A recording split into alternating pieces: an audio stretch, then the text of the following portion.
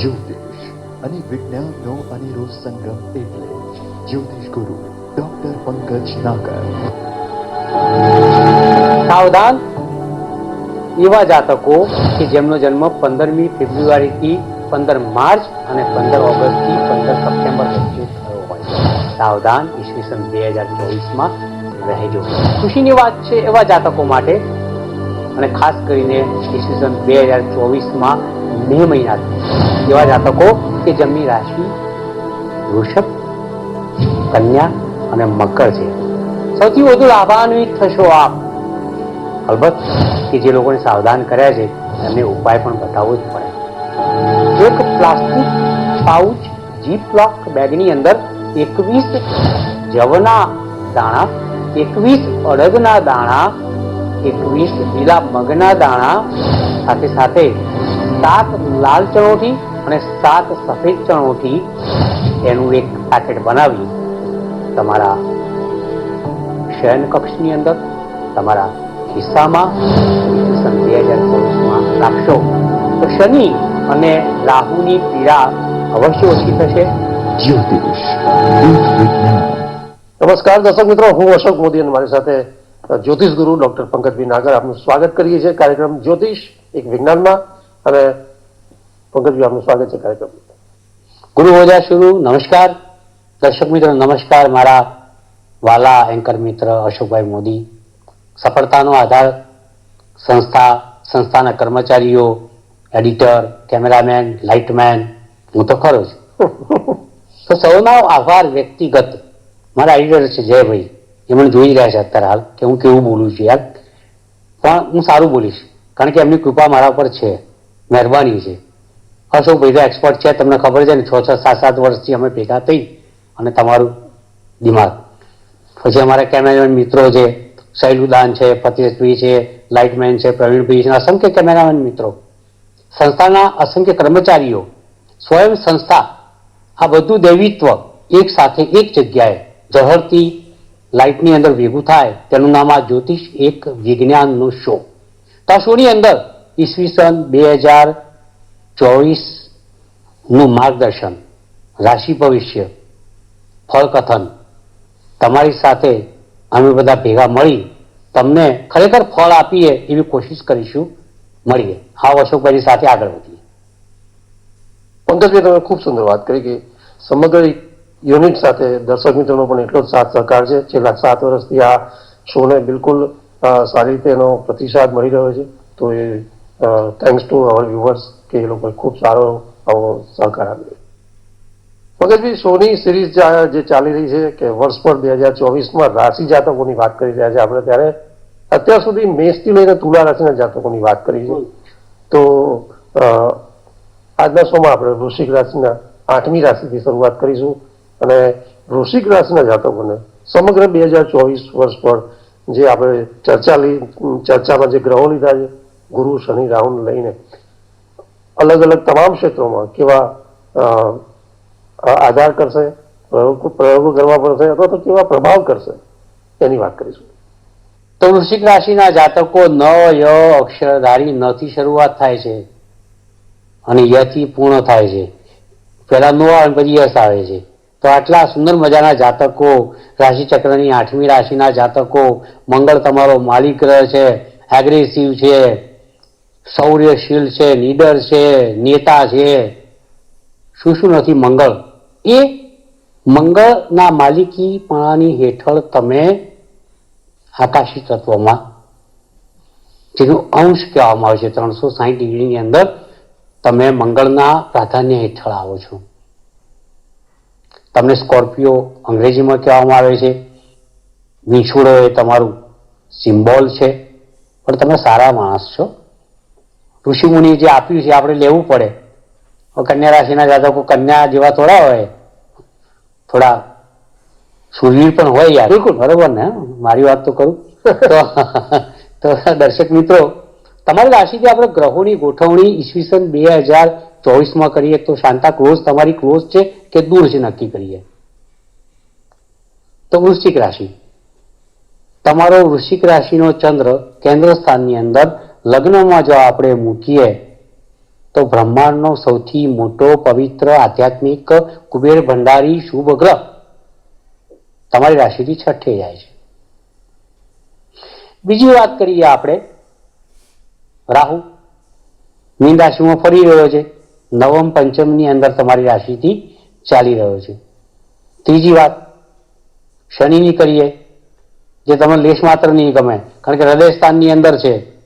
ભૃગુ, નારદ, કશ્યપ, મંત્રેશ્વર, કલ્યાણ વર્મા બધા જ આપણા એન્સેટર્સ ઋષિ મુનિઓ હાથ જોડીને કહે છે કે જ્યારે હૃદયના સુખ સ્થાનની અંદર, જન્મકુંડળીની અંદર ક્રૂર ગ્રહ ફરે ત્યારે કંઈક ફળની અંદર આગા પાછી કર્યા કરે. આ શનિ આમને અને તમને થોડો ખટકશે, ક્યાંક તમને અટકાવશે અને ક્યાંક તમે અટકશો, ક્યાંક તમે લટકશો. તેનું મૂળ કારણ ચતુર્થ સ્થાનમાં સ્વગૃહી કુંભ રાશિનો શનિનું સમગ્ર વર્ષ દરમિયાન ભ્રમણ.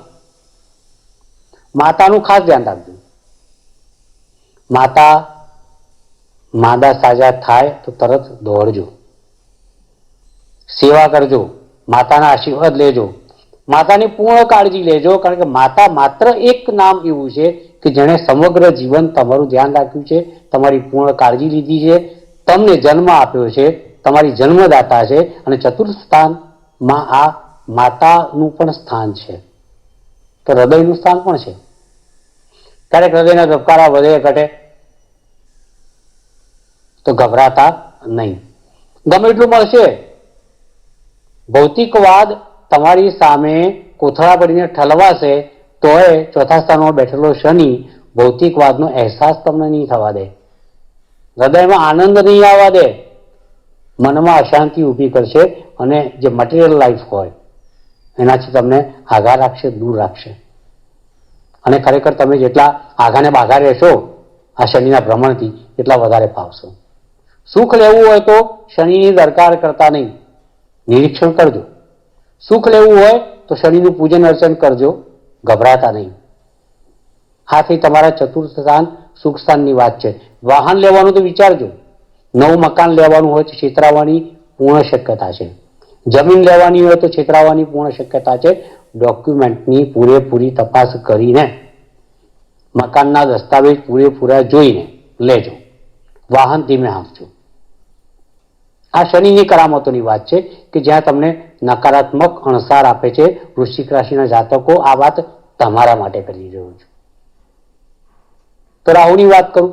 પાંચમે રાહુ પૂર્વજન્મના સંચિત કર્મોના સ્થાનની અંદર આ પડછાયો જ્યારે ઈસવીસન 2024માં ફરતો હશે ત્યારે ક્યાંક સંતાનને લઈને તમને કન્ફ્યુઝન, નિર્ણય શક્તિનો અભાવ, સંતાનો તરફથી ફરિયાદ.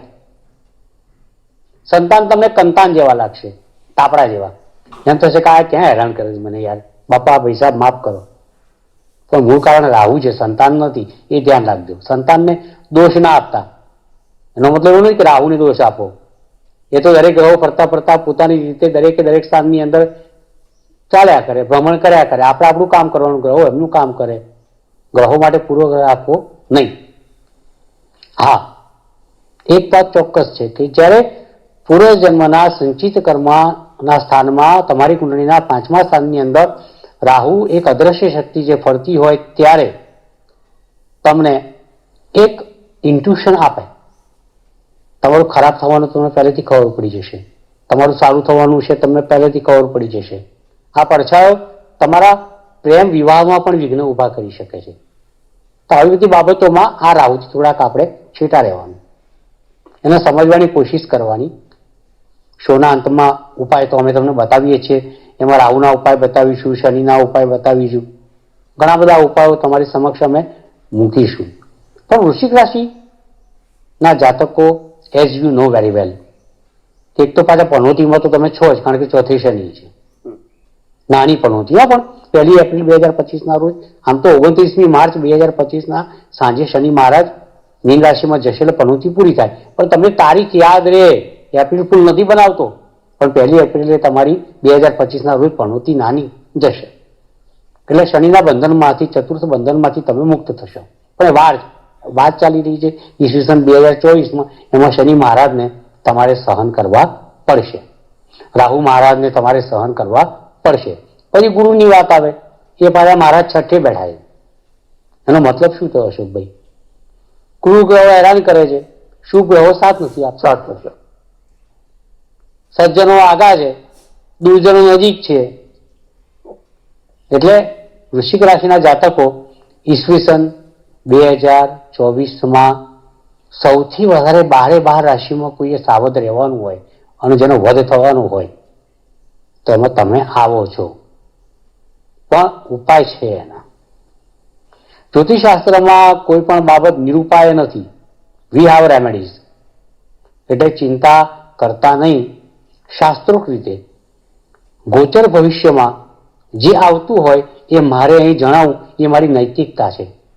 કારણ કે મારે શાસ્ત્રને ફોલો કરવાનું છે, અનુસરવાનું છે. એટલે ચિંતા કરવાથી કંઈ કામ થતા નથી. ઈસવીસન 2024માં સાવધાનીથી આગળ વધજો, ચિંતા કરતા નહીં. સંસ્થા અમે તમારી સાથે જ છીએ.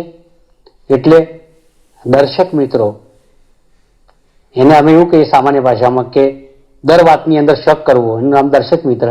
એટલે આ મેદનીય રાશિ ભવિષ્ય છે. મેદનીય રાશિ ભવિષ્ય એટલે દરેક દર્શકની કુંડળી મારી પાસે નથી. એટલે આ મેદનીય રાશિ ભવિષ્યમાં વધઘટ થયા કરે એટલે મગજ ઉપર ભાર રાખીને આગળ વધતા નહીં. મારી શુભકામનાઓ. મોટો છું એટલે આશીર્વાદ પણ ખરા, અને 33 કરોડ દેવતાઓને વિનંતી કે તમારું કલ્યાણ કરે. આવો આગળ વધીએ. બિલકુલ બિલકુલ.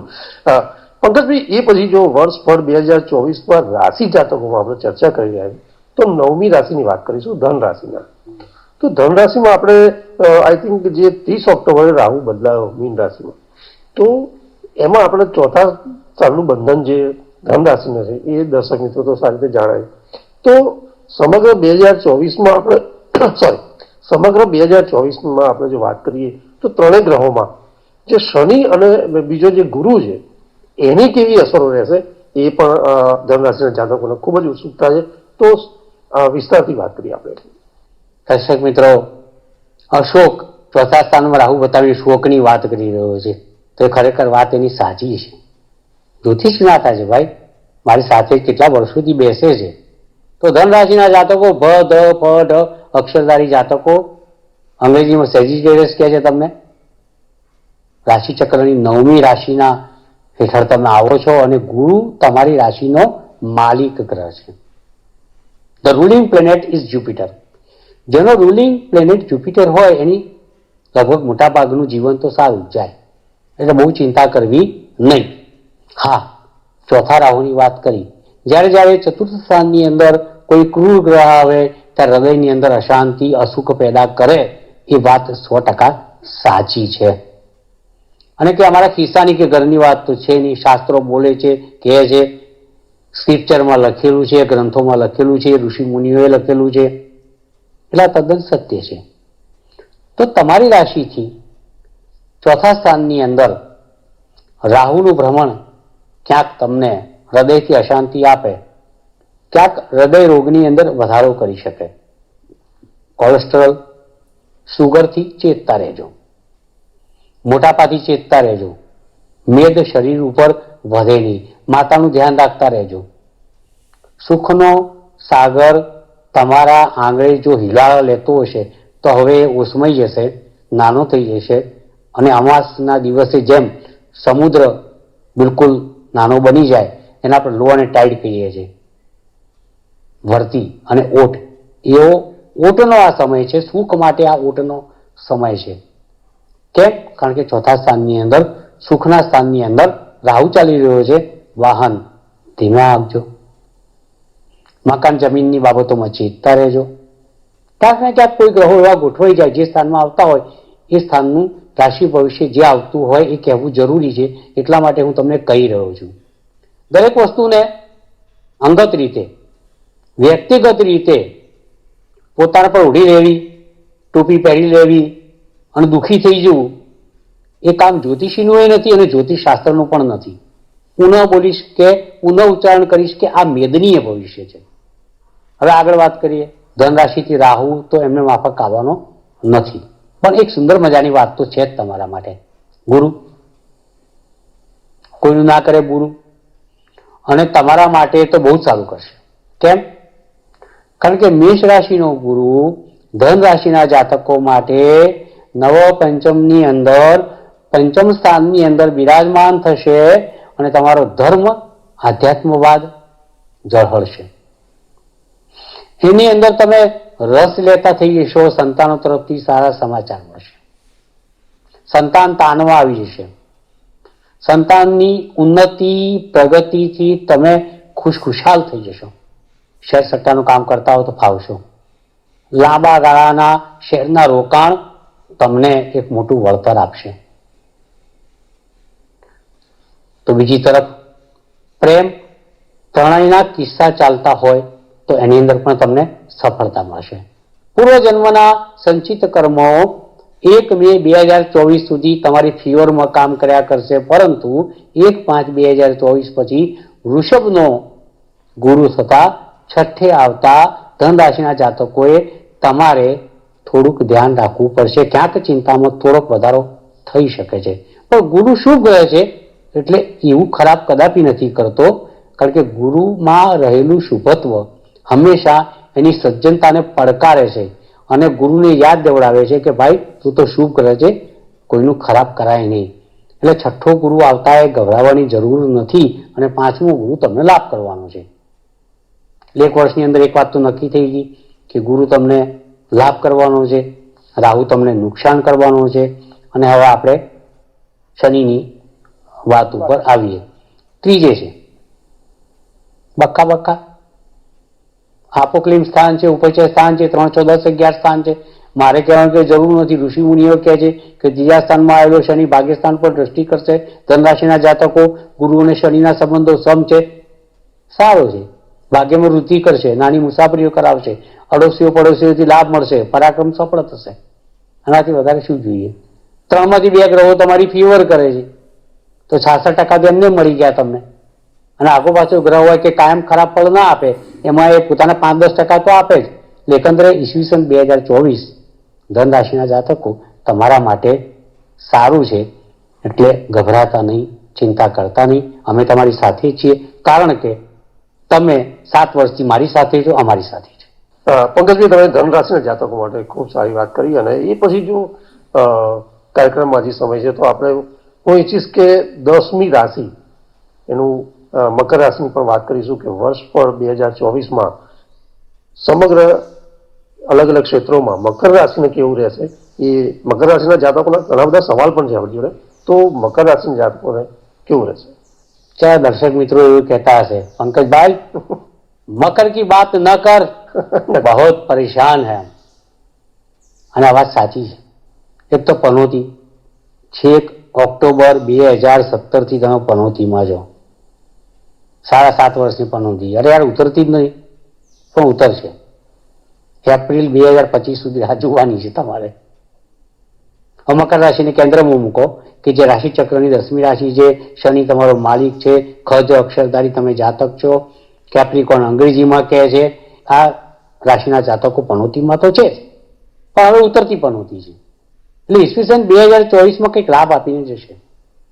ચમત્કાર, ચિંતામણી, મંત્રેશ્વર, મુનિ. તમે ધ્યાનથી વાંચજો. શનિની ખૂબ વાતો લખી છે એની અંદર. એમાં પનોતીની બહુ સરસ વાતો લખી છે કે શનિ મહારાજ જ્યારે પોતાના અંતિમ તબક્કામાં હોય ત્યારે હસવાની વાત કરું તો આ શનિ મહારાજ તમને મની તો આપતા જ જાય. બસ હવે અંતિમ તબક્કો ઈસવીસન 2024માં આવી રહ્યો છે, એટલે મગજમાંથી બધો ભાર કાઢી નાખજો. ખાસ કરી શનિ જ્યારે વક્ર થશે 29/6/2024ના રોજ, ત્યારે આ શનિ મહારાજ વક્ર થઈને તમને 100% ઈસવીસન 2024ની અંદર તમારો હાથ સુધારશે અને તમને ઇન્ડિકેશન આપશે, સિગ્નલ્સ આપશે કે મકર રાશિના જાતકો, હવે હું તમારું કલ્યાણ કરીશ. ખુશ રહો, આબાદ રહો, લેર કરો. બીજા ગ્રહોની વાત કરીએ. ત્રીજે રાહુ આવી ગયો છે ભાઈ તમારે. જે બધું ચોથા રાહુનું નડતર હતું ને, એમાં તમે લાભાન્વિત થયા જ છો. ઓક્ટોબરની 30 તારીખે રાહુ બદલાયો, ત્રીજે બંધનમાંથી મુક્ત થયા ચોથા. એટલે તમારે જમીન મકાનના પ્રશ્નો કંઈક રસ્તાઓ મળશે. વાહન ખરીદવું હોય તો રસ્તો બતાવશે. માતાની તબિયત ખરાબ હોય, કંઈક એવી બાબત અશુભ પેદા થતું હોય, મનમાં હૃદયમાં અશાંતિ પેદા થતી હોય, તેમાં પણ સુખના સમાચારનો અણસાર તમને મળશે. એટલે ત્રીજો રાહુ તમને ચોક્કસપણે દરેક દ્રષ્ટિએ ફળશે અને બધું મળશે. એ વાત સુનિશ્ચિત છે. જો આપણે વાત કરી કોની? રાહુની. આપણે વાત કોની કરી હતી? શનિની. હવે કોણ રહ્યું? ગુરુ. તો ગુરુ સારો છે યાર. મારા અશોકભાઈ પાસે બોલાવવું પડે. બોલો, મારા ટીચર છે યાર. ભૂલી જઉં છું ચાલુ છું હું ઉંમરના કારણે. ક્યાંક લાગે કે અલ્ઝાઇમર થયો હોય ને એમ. એટલે મેં એમ કીધું ભાઈ ક્યાં આવ્યો? એમનું જ્ઞાને ચકાસી લીધું અને મેં મારો સહારો લઈ લીધો. ચોથે ગુરુ.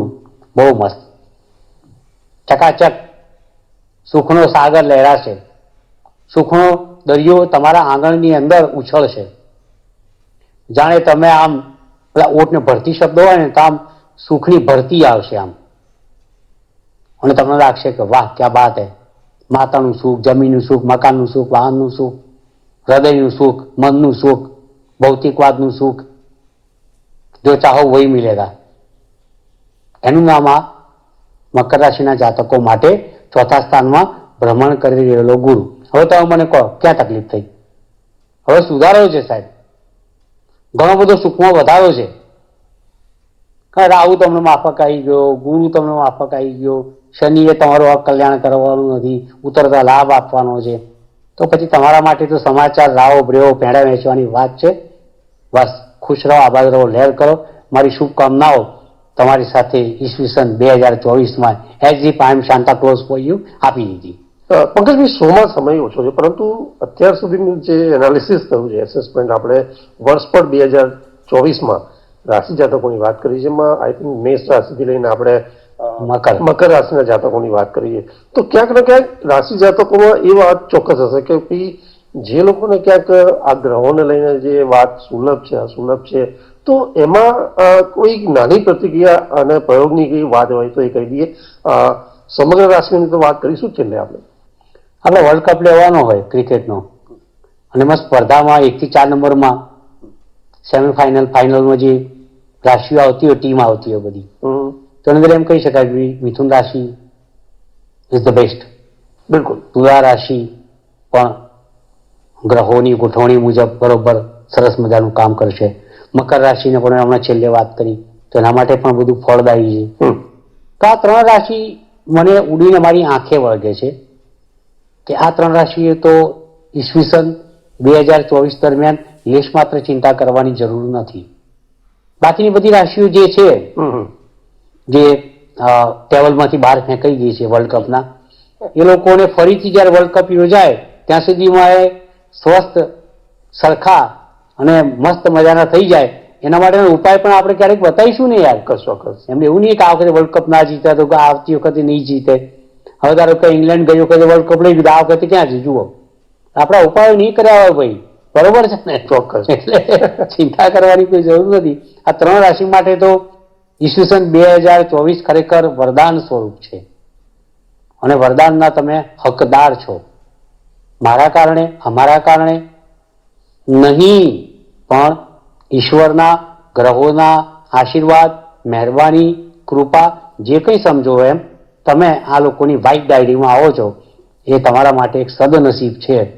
ફરીથી પુનઃ બધાના માટે હું પ્રાર્થના કરીશ કે ઈસવીસન 2024 તમને ફળે, ઘણું બધું મળે.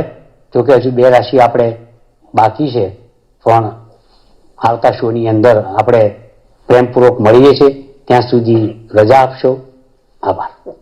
પંકજભાઈ, આપનો વિશેષ આભાર કે અત્યાર સુધીના જે રાશિ જાતકોમાં જ્યારે 2024 સમગ્રની આપણે વાત કરતા હોઈએ છીએ તો દરેક રાશિ જાતકો માટે અલગ અલગ ક્ષેત્રો હોય, વેધર ઇટ ઇઝ વિદેશ નીતિ હોય, વિદેશ જવાની હોય, દાંપત્ય જીવન હોય, જોબ, ધંધા, આ બધી બાબતો કૃશળ બનતી હોય છે. અને 2024માં લોકો મીટ મારીને બેઠા હોય એ સ્વાભાવિક છે. છતાં પણ દર્શક મિત્રો, અમે સમગ્ર ગ્રહોને લઈને જે ચર્ચા કરી છે, કોઈ વાત રહી ગઈ હોય અથવા આપની કોઈ પ્રતિક્રિયા હોય અને એમાં આપનો કોઈ સવાલ હોય રાશિ જાતકોમાં, તો ચોક્કસપણે જે સ્ક્રીન ઉપર જે નંબર છે એની પર ચોક્કસપણે આપ કરી શકો છો. પંકજભાઈ, આપણે એમને પણ ચાન્સ આપીશું કે કોઈ એવો સવાલ હોય રહી જતો હોય કોઈ ચર્ચામાં, તો એ આપણે એ ઓપન છે, આપ કરી શકો છો. પંકજભાઈ, સમય સમાપન તરફ છે. નેક્સ્ટ એપિસોડમાં બાકી રહેલી બે જે રાશિ જાતકો છે એની પણ વાત કરીશું અને એની સાથે ઉપાયોની પણ ચોક્કસ વાત કરીશું. માટે નેક્સ્ટ એપિસોડ ચોક્કસપણે આપ જોવાનું રાખજો. નમસ્કાર, આભાર. જ્યોતિષ એક વિજ્ઞાન કાર્યક્રમ અંતર્ગત સટીક ઉત્તર અને માર્ગદર્શન આપશે જ્યોતિષ શાસ્ત્રી ડોક્ટર પંકજ નાગર. આપ આપના સવાલોની સાથે પોતાનું નામ, જન્મ તારીખ તેમજ જન્મકુંડળી સહિતની માહિતી વોટ્સઅપ કરી શકો છો અમારા આ નંબર પર. આપના પ્રશ્નોના ઉત્તરો ડોક્ટર પંકજ નાગર આપશે. કાર્યક્રમ જ્યોતિષ એક વિજ્ઞાનમાં. આપ જોઈ